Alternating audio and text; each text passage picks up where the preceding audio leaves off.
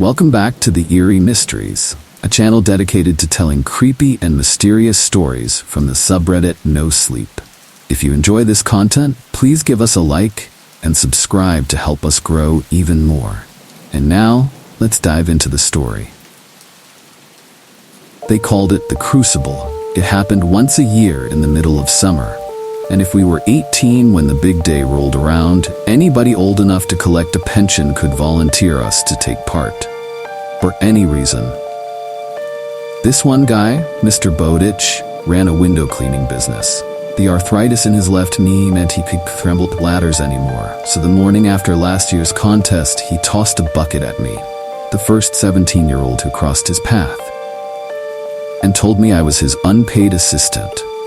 And if you don't make those windows sparkle, he said with a shit-eating grin, I'll nominate you for next year's Crucible.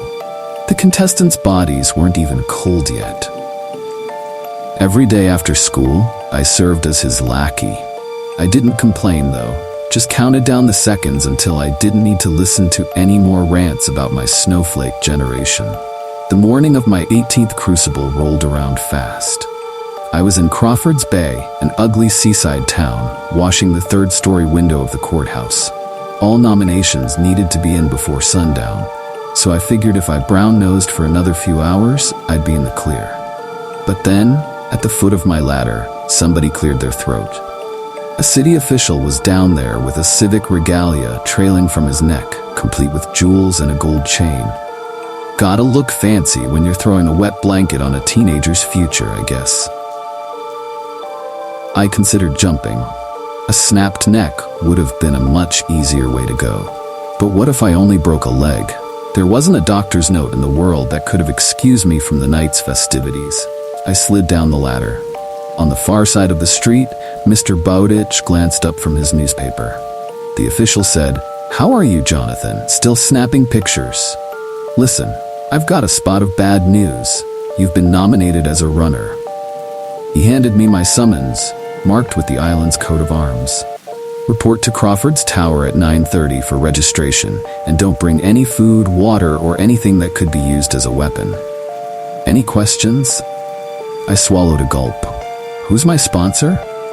Maurice Donovan. Shit.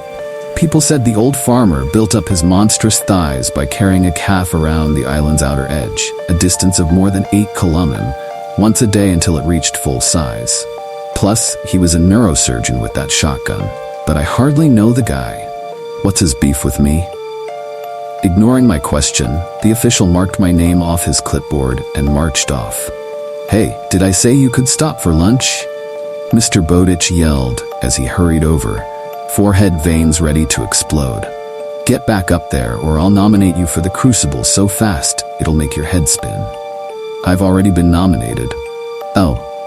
He glanced at his watch. Well, the ceremony doesn't start for another 10 hours. We've got 5 more jobs to do today. Come on, chop chop. Despite everything, I found myself laughing. I needed to go see whether my friends got their tickets punched. My rubber gloves came off with a satisfying thwop. Mr. Bowditch, you can lick my plums. His reaction? Absolute gold. If only I'd had my camera. On my way through town, dozens of 18-year-olds from my school flew past, eagerly helping the elderly cross the street or juggling their shopping bags. Another few hours, and they'd be in the clear. A ferry departed for the mainland twice a day, but leaving was forbidden until after you'd been 18 on the night of a Crucible. And the locals took any attempt to escape personally. Very personally. The bay had 1 supermarket, 1 bookstore, and 1 cafe, which is where I spied Mrs. Donovan gabbing with Miriam Brown. Fate was tossing me a lifeline. Miriam made me photograph her retirement party. I got paid in exposure. Maybe if she vouched for me, Mrs. Donovan would pass that on to Mr. Donovan, and he'd revoke my nomination. Immediately, I regretted that plums line. Hopefully my former employer would be too busy finding his next servant to notice I wormed my way out of harm's way. Inside the cafe, I pretended to notice the pair as I joined the queue. In an artificially sweet voice, I said, "Morning, Miriam. You're looking wonderful today." She looked like a melted walnut. "Aren't you going to introduce me to your young freight? Wait, is that Mrs. Donovan?" Mrs. Donovan, did you do something new with your... Save it, she snapped. I know what your game is, but Maurice nominated you and that's that. My hands balled into fists. Of course. I'm just curious if he knows about my volunteer work. Last week I even photographed. He knows all about your bootlicking. It doesn't make a blind bit of difference. But then why nominate me? Irritated, she said, let me tell you something. In our day, we didn't throw tantrums about the crucible. And the rules were a lot tougher back then. None of this Head Start nonsense. You're 18 now, Jonathan. Try acting like it. I left without saying bye. On the far side of town, Crawford's Tower's lantern top stuck up into the gray sky, looming over the other buildings. The next time that bell chimed, it would mark the beginning of open season. Approaching the tower's base, I saw construction workers assembling game stalls, burger stands, and bumper cars. A kind of electricity filled the air. Because the bay remained a neutral zone, the island's 1,000+ residents celebrated there until dawn. On the concrete steps leading to the tower, my friend Gilly sat with her knees hugged into her chest. She'd campaigned there daily for 2 years, distributing flyers about ending the crucible, going so far as to create a whole newsletter on the subject. Unfortunately, if you raised any objections, most adults got pissy and said, "We had to go through it. What makes you so special?" Others took it as a chance to share their heroic tales of survival, as if they didn't get lucky by hiding in a septic tank until dawn. To them, empathy was an alien concept. Even after a solid month of sleepless nights, the situation was especially rough for Gilly. She looked incredible with her blonde hair trailing in the wind. I hurried over. She stared up at me, her cheeks wet with tears, a summons in her hand. I almost exploded. She was too pure for this bullshit. I said, "I guess your campaigning pissed off those clowns on the council, huh?" She nodded and pointed at my summons. "Let me guess, Mr. Bowditch? Maurice Best." Shit. I sat next to her, neither of us breathing a single word. Just as I worked up the nerve to throw an arm around her shoulder, the final member of our trio, Ray, appeared. "Guess who's got a 12-inch cock and flunked out of being a golden child?" he said, proudly waving his summons. "One of those wrinkly fucks saw on TikTok it was me that left a dead rat in his car and got all salty. Guess they're getting with the times." Us kids called the Crucible the Golden Child Tournament because to survive, you needed to act perfect 24/7. Like me, Ray had straight brown hair and gray eyes, although I stood a head taller. When he saw us sitting there under our personal storm cloud, he said, "Geez, who pissed in your cornflakes? I'm the one who's fucked." We held up our summons. "Oh," he cleared his throat. "Listen, don't sweat it. This is what we trained for, remember? That didn't lift our spirits. We'd trained, sure, but only as a worst-case scenario. A hypothetical." Ray wedged himself between me and Gilly, scooting us apart with his ass. "Come on now, Johnny, the only thing around here bigger than you is that fucking tower. I've seen you go at a punching bag like it shagged your mom and didn't spoon her afterwards. And Gilly, you're somehow quieter than a church mouse and nastier than a mongoose with a thumb stuck up its ass. So long as we watch each other's backs, this'll be a dawdle." As Ray puffed on his vape, my chest unclenched. Together, our chances of survival increased. Slightly. Did being secretly happy about his nomination make me a shithead?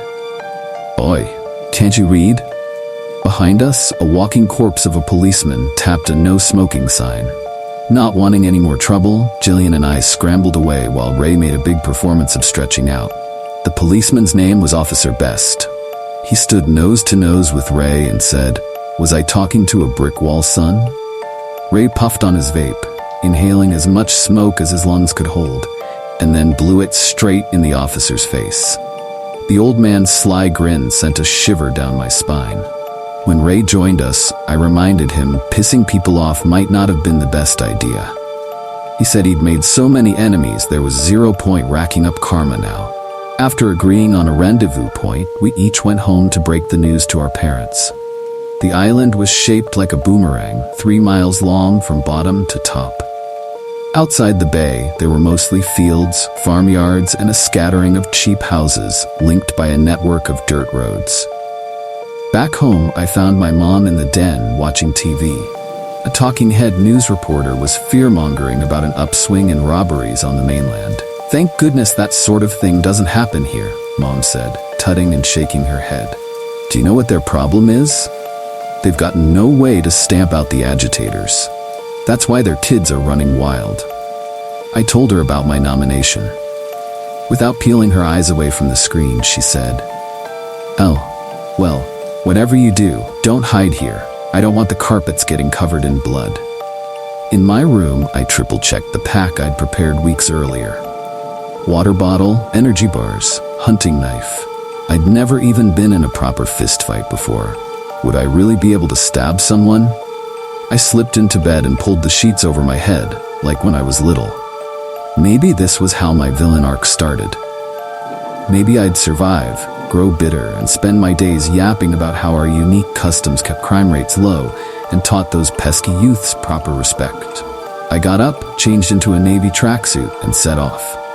The forecast predicted clear skies, which meant zero cover. All that crisp summer air made me queasy. A quarter-mile from the bay, Gilly paced nervously by a hollow log beside the road. "All set?" she asked, her ponytail glowing against the setting sun. Even in camo gear, she made my heart flutter. "Almost." I grabbed a gift box from my pack. "I was gonna give you this tomorrow, but, you know." She unwrapped the box. Inside was the last picture I took of her big sister, Natalie, glancing over her shoulder on the beach. After Nat died 2 crucibles earlier, Jillian started campaigning to have the ritual canceled, despite the fact she knew this would put her on the boomers' radar.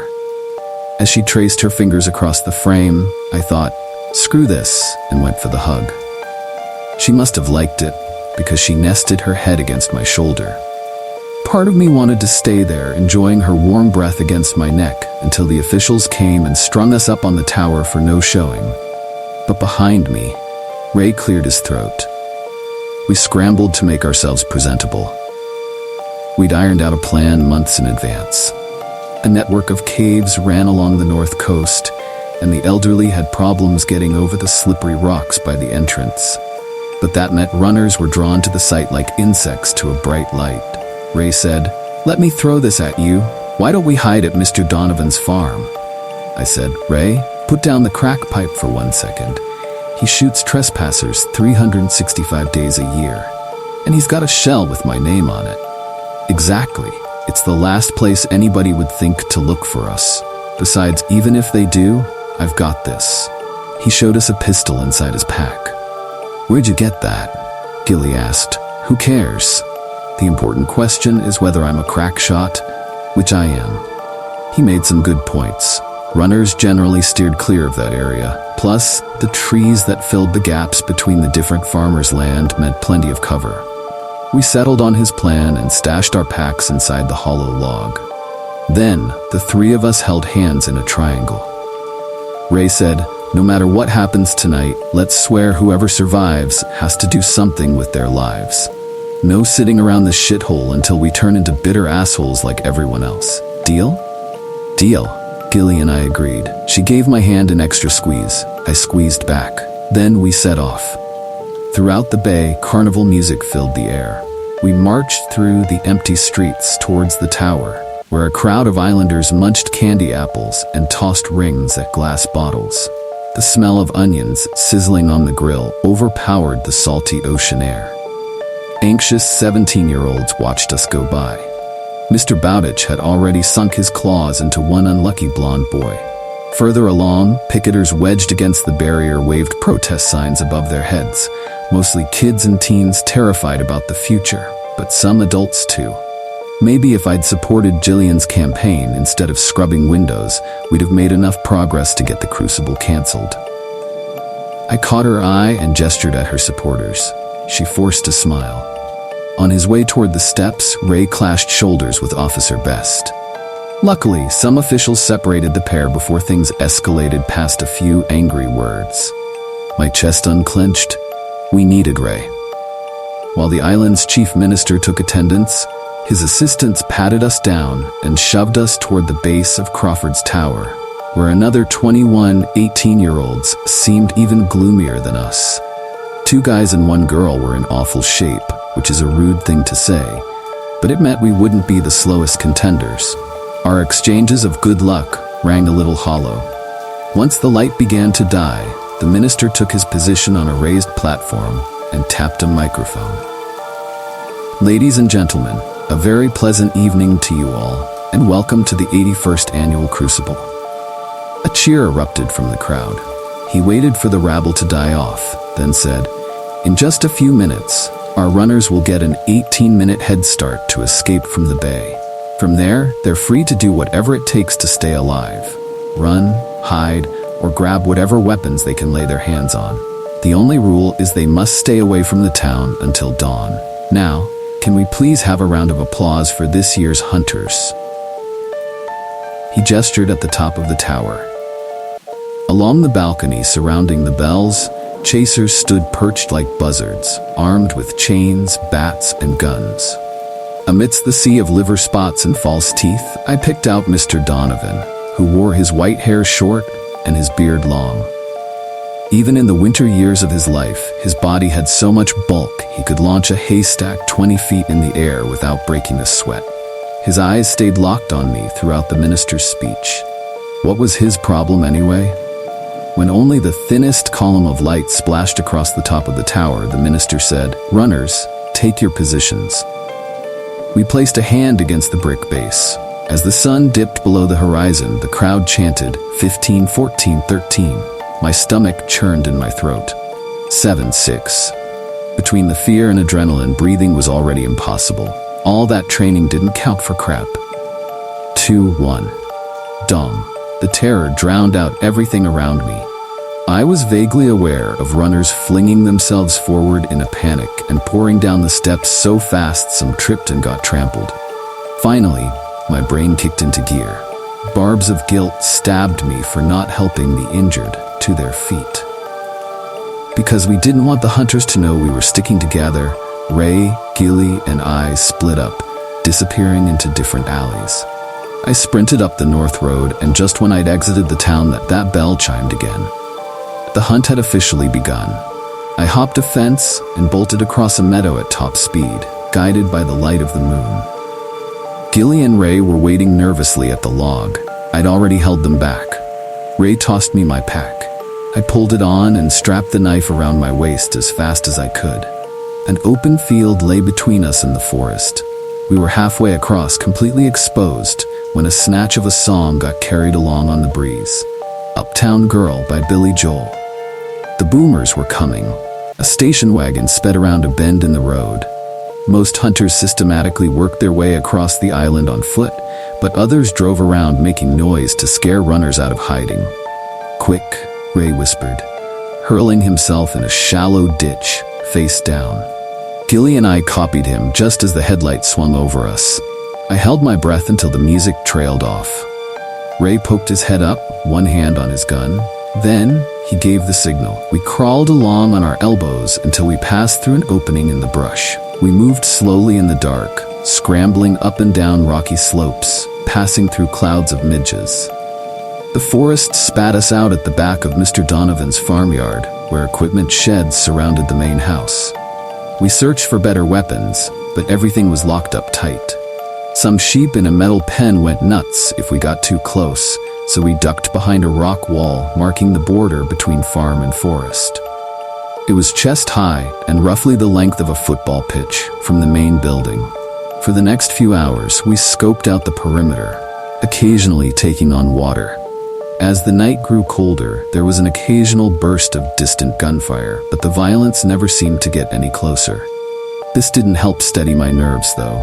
Every passing minute meant more places had been searched. At 5 a.m., 1 hour from sunrise, Jillian whispered, "I need to pee." "We'll signal if there's any trouble," Ray said. After she disappeared into the forest, the wind eased off, and I heard the sound of teeth chattering together. Ray's teeth. This made me smirk. There was a real human underneath all that swagger. "You okay, bro?" I asked, prodding him in the ribs. You think I'd sweat this crap? He gave me a friendly punch in the arm. I'm so bored I was gonna start a fire so those wrinkly fucks can come find us. You know, make things interesting. We sat in silence for a moment. Then he said, "So, you and Gilly, huh? Eat a dick. Oh, come on, you've obviously got it bad for each other. The second this is done, you've gotta ask her out." You think she's got it bad for me? Why do you think I never made a move? Excited by this idea, I stared at the twinkling stars like a drooling idiot, until Ray grabbed me by the arm, that is. He dragged me to the ground, signaled quiet, and then pointed up. Peering cautiously over the wall, I spied a set of headlights rolling along the driveway. Mr. Donovan's truck. I dropped below the barrier. What if the farm was the last place he hadn't searched? Maybe he'd slit my throat like one of his pigs for making him work so hard. "I told you this was a shitty idea," I hissed. "We need to get Gilly." Before I could scramble away, he grabbed me by the arm. He poked his head up again, saying nothing. Once the tension became too much, I whispered, "Well, I think he just came home." Just as I forced myself to peek, a downstairs light flicked on in the house. "He's got no idea we're here," Ray whispered, suddenly excited. "He probably threw his hip out and gave up. All we've got to do is lay low for another hour, then we're..." The next thing I remember is blood splattering across my face. Ray flopped into the dirt, the back of his skull obliterated. Hands in the air. Officer Best burst from the forest, armed with a pistol. He needed to repeat the instructions 4 more times before they registered with me. He made me step away from the body, then he grabbed Ray's gun, along with a small rectangular device in his back pocket. "Not bad, huh?" he said, holding it up. "I'm not much of a techie, but these new age doodahs come in handy." The bastard planted a tracker on Ray when they clashed at the ceremony.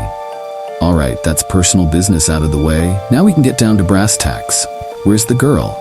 My legs wouldn't quit shaking. "What girl?" I stammered. "The one with the woke flyers. The council promised to beef up my pension if I take care of her." I clenched my jaw, stepped forward. "Easy now?" he said, aiming at my chest. "I've got nothing against you, Johnny. Andy Bowditch offered to buy me a pint if I did you in. But those photos you took at my granddaughter's christening turned out great. So tell me where she's hiding and I'll let you walk. Better talk fast." He gestured at a light cutting across the field. Mr. Donovan heard the commotion. Shit. If I ran, I was dead. And if I stayed, I was definitely dead. But give up Gilly? No way. Hopefully she'd already made it halfway towards. A shadowy figure crept up on Officer Best, knife glinting in the moonlight. Forcing myself not to look, I managed to say, "You asshole, that was a dirty trick." I needed his attention on me. "Not bad for an old fogey, eh? Why don't you drop the gun? Make it a fair fight." "I'm old, not senile kid. Last chance. Tell me where she is, or..." Jillian was about to attack when a twig snapped beneath her foot. As the hunter reacted, Gilly leapfrogged onto his back and tried to drive her knife into his throat, but he caught her wrist. They went round in circles.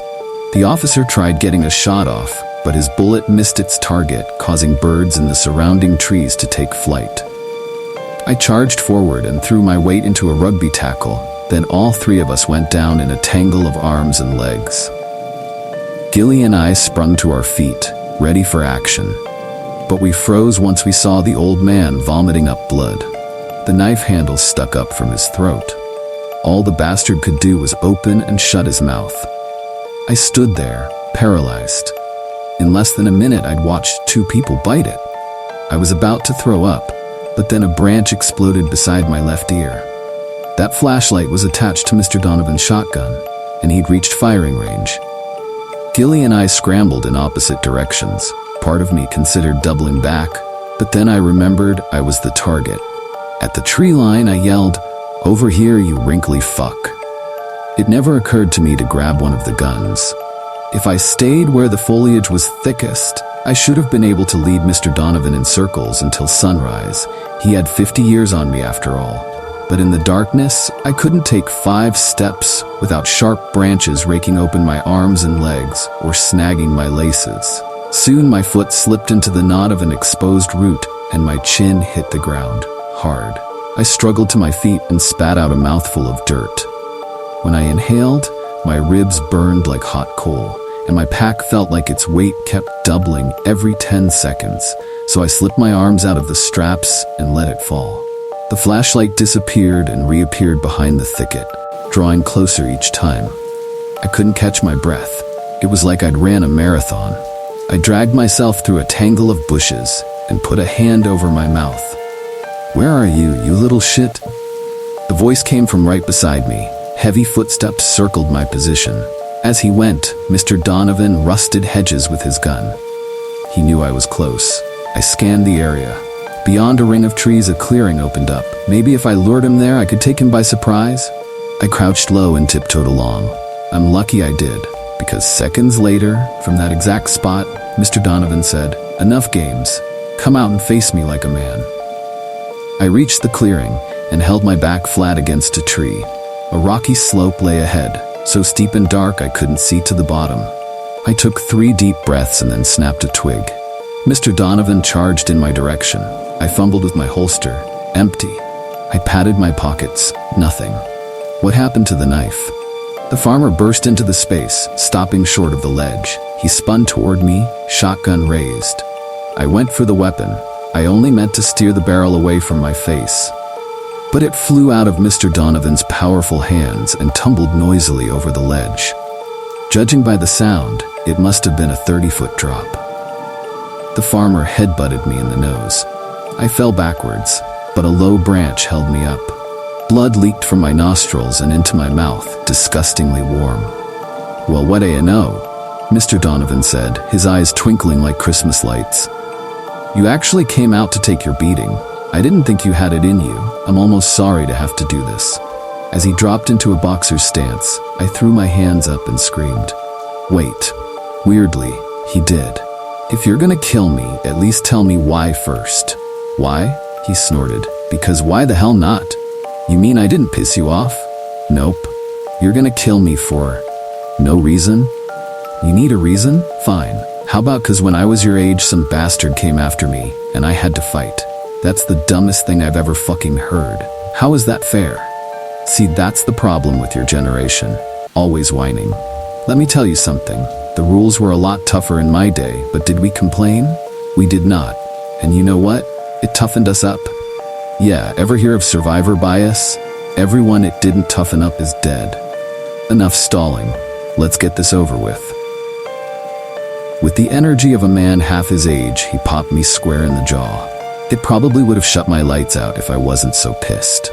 I poured my anger into my attacks, but the farmer hit me with some good shots in return. Were his hands carved from stone? Remembering Ray's training, I switched tactics, made him bite on some feints, darted in and out of range. Soon he was swinging for the fences, his face strained and pale. Age was catching up on him. Although he never stopped grinning, his last shot might as well have come with a postage stamp. I ducked and countered with an uppercut that put him on Bambi legs. He drunkenly staggered backwards toward the cliff, one finger raised as if to lecture me, his eyes darting about like ping-pong balls. Before he could regain composure, I ran up and gave him a push. Gravity took care of the rest. Judging by the sounds, he hit every jagged rock on his trip down the pit. He screamed, but not for long. I was surprised by how little guilt I felt. I stood over the ditch until rocks got kicked loose, somewhere close. I spun around, ready to fight. Jillian stepped out of the darkness. I rushed over and took her head in my hands. "Where's Mr. Donovan?" she asked. I jabbed a thumb at the ledge. Exhausted and bruised, we fell against the nearest tree. That seemed as good a place as any to wait out the night. I hugged her so tight, I felt her heart thrash against mine, both of us sobbing. If any hunters had shown up, we'd have made for easy pickings. We watched the first light come up. Then, from way in the distance, Crawford's tower chimed. We'd survived. Hand in hand, we set off for Crawford's Bay, keeping away from the main roads. It wouldn't have been the first time a hunter killed a runner after dawn. We talked openly about our futures now that they lay ahead. On the mainland, I'd find work as a photographer's assistant while Gilly studied journalism. Maybe we'd come back someday and document the violence, and I'd get some intense shots to go with Gilly's Pulitzer-winning article. But one thing was clear. One way or another, we would put a stop to the crucible. One way or another, the boomers would pay,